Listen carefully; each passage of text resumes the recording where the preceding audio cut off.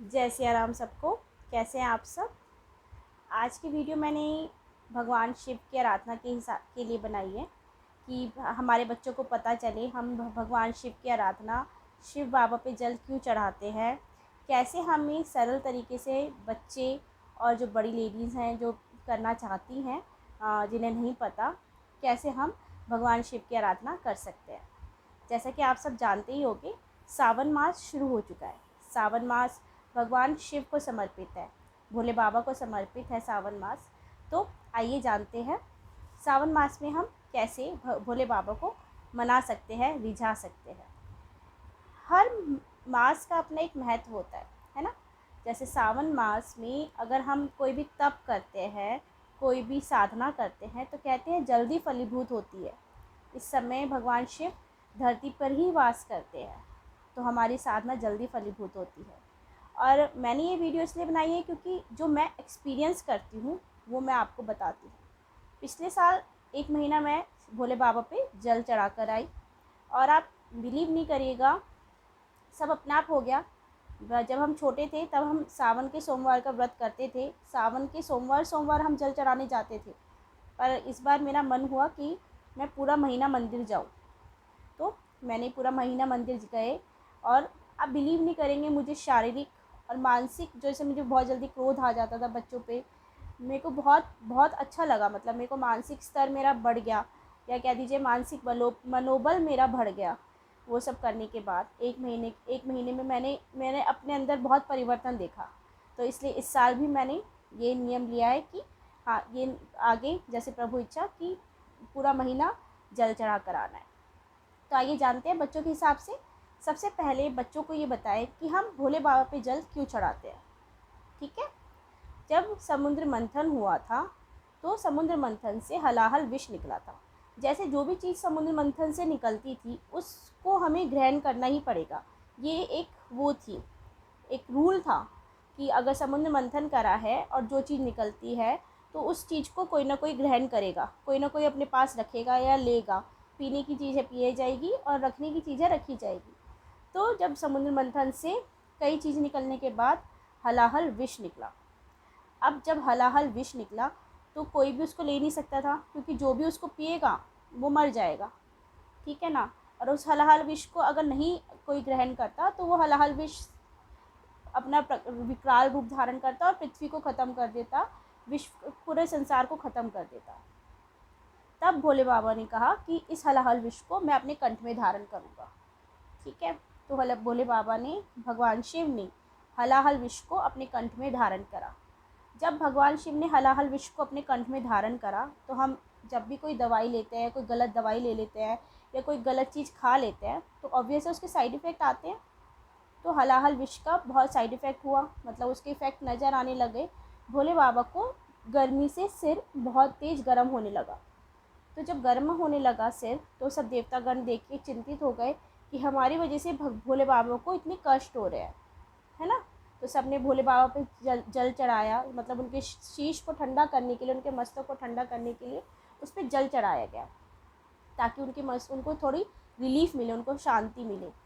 वहाँ पे बेल के पेड़ अवेलेबल थे, तो वहाँ से बेल पत्र तोड़ तोड़ के उनकी बूटी बना बना के बाबा को खिलाई गई, ताकि उनको ठंडक मिले, उनको आराम मिले। इसलिए हम अब भी, क्योंकि हलाहल विष तो बाबा ने अभी भी धारण करा हुआ है, तो हम इसलिए भोले बाबा को जल चढ़ाते हैं, ताकि बाबा को हम आराम पहुँचाए, बाबा को अच्छा लगे, है ना। जब हम गर्मी में हो और कोई हमें नहला दे, हम पे थोड़ा सा पानी डाल दे, तो हमें कितना अच्छा लगता है।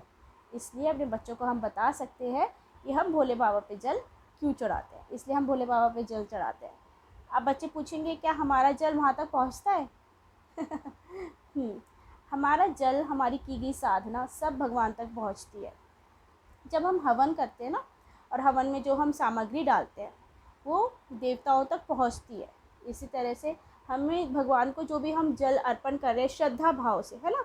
एक भाव होना चाहिए, जैसे कि अगर आपके घर पे कोई आया है, आपने उसे भोजन खिलाया भाव से, तो उसको अच्छा लगेगा, चाहे वो सूखी रोटी क्यों ना हो, उसको आपके भाव नज़र आएंगे, है ना, कि यार ये कितने प्यार से खिला रहा है, इसके पास कुछ भी नहीं है पर ये 2 रोटी है सूखी, पर वो भी बड़े प्यार से खिला रहा है।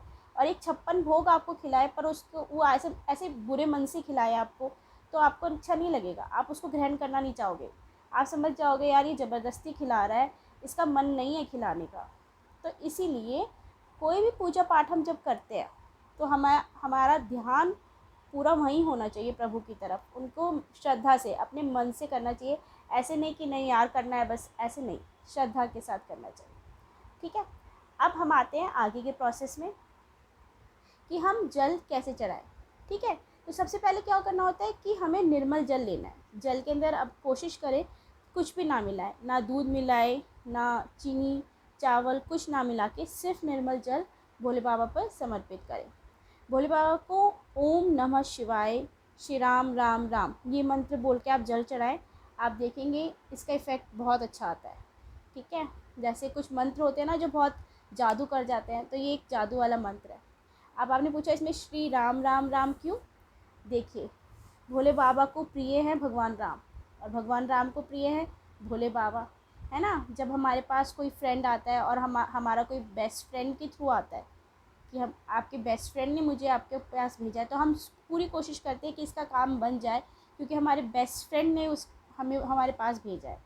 तो ऐसे ही अगर हम भोले बाबा को बताएंगे कि हम राम राम नाम का नाम लेते हैं, राम जी का नाम लेते हैं, तो वो हमारी पूजा को जल्दी से स्वीकार कर लेंगे, है ना। तो हमें अपना लेंगे जल्दी से और प्यार से रखेंगे हमें अपने पास। ठीक है ना, तो इसलिए ओम नमः शिवाय, श्री राम राम बोल के आप भोले बाबा पे आप बच्चे जल चढ़ा सकते हैं।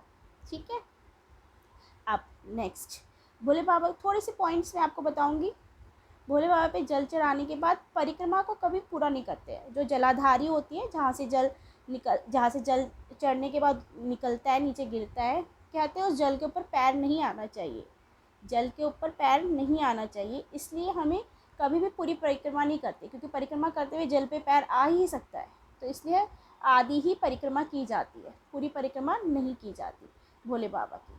ठीक है, ये मैंने आपको भोले बाबा के बारे में बताया। अब हमें गणेश जी, माँ पार्वती, कार्तिकेय और नंदी जी, इन सब पर भी जल चढ़ाना चाहिए। ठीक है, अगर जल चढ़ाना चाहिए, जैसे कि थोड़ा थोड़ा चरणों में हम उनके जल चढ़ा सकते हैं। ठीक है, चलिए अब भोले बाबा को हमने जल चढ़ा दिया। अब जल चढ़ाने के बाद हम क्या करेंगे, चंदन का टीका लगाएंगे। ऐसे 3 उंगली लेके 3 उंगली को चंदन में डिप करके ऐसे हम भोले बाबा के मस्तक पर चंदन का टीका लगाएंगे। फिर थोड़े से चावल, चंदन का टीका ऐसे लगाया हमने, फिर यहाँ से ऐसे कर देंगे। ठीक है, और फिर यहाँ पे चावल चढ़ाएंगे। ठीक है, आगे समझ। अब नेक्स्ट हम क्या करेंगे, अब भोले बाबा पे सफ़ेद फूल चढ़ता है। जैसे भोले बाबा पे रोली नहीं चढ़ती, चंदन चढ़ता है, ऐसे भोले बाबा पे सफ़ेद फूल पुष्प चढ़ाते हैं। सफ़ेद पुष्प प्रिय होता है, अच्छा होता है सफ़ेद, है ना। तो ठंडक के लिए सफ़ेद फूल को चढ़ाया जाता है। कोशिश करिए जल के अंदर गंगा जल भी मिला लें। ठीक है, और अब इसके बाद हमने जल चढ़ा दिया, टीका कर दिया, पुष्प भी चढ़ा दिया। अब हम भोले बाबा को बेलपत्र चढ़ाएंगे। ठीक है, अब बेलपत्र चढ़ा दिया। अब उसके बाद कुछ लोग होते हैं जो फल को भगवान भोले बाबा के ऊपर ऐसे ही चढ़ा देते हैं, है ना। तो मुझे ऐसा लगता है कि सारी चीज़ें ऐसे ना चढ़ाकर अगर हम फल को माँ गौरा के चरणों में चढ़ाएं, या फल को भगवान से टच करा के, या कोई भी प्रसाद है जो भी आप बर्फ़ी लेके जाए या पेड़ा लेके जाए, भगवान के पास ले जाए, उनसे कहीं प्रभु भोग लगाए, प्रभु स्वीकार करे, और फिर उसको उठाकर अलग रख दे। वहाँ पे भगवान शिव पे हम इतना सारा बोझ इकट्ठा कर देते हैं, बहुत सारे केले सेब सब चढ़ा देते हैं, ढेर ढेर ढेर ढेर। नहीं, उसको हल्का सा छुआ कर, भगवान शिव को छुआ कर, टच कराकर उसको हमें साइड में रख देना चाहिए, है ना, या पंडित जी को दे देना चाहिए। ठीक है, ये कर सकते हैं हम। उसके बाद हमें भगवान की जोत जलानी चाहिए और उससे आरती करनी चाहिए। ठीक है, ये सिंपल सी छोटी सी मैंने आपको शिव आराधना बताई है। बाकी की डिटेल हम नेक्स्ट वीडियो में शेयर करेंगे। आज के लिए बस इतना ही। जय सिया राम।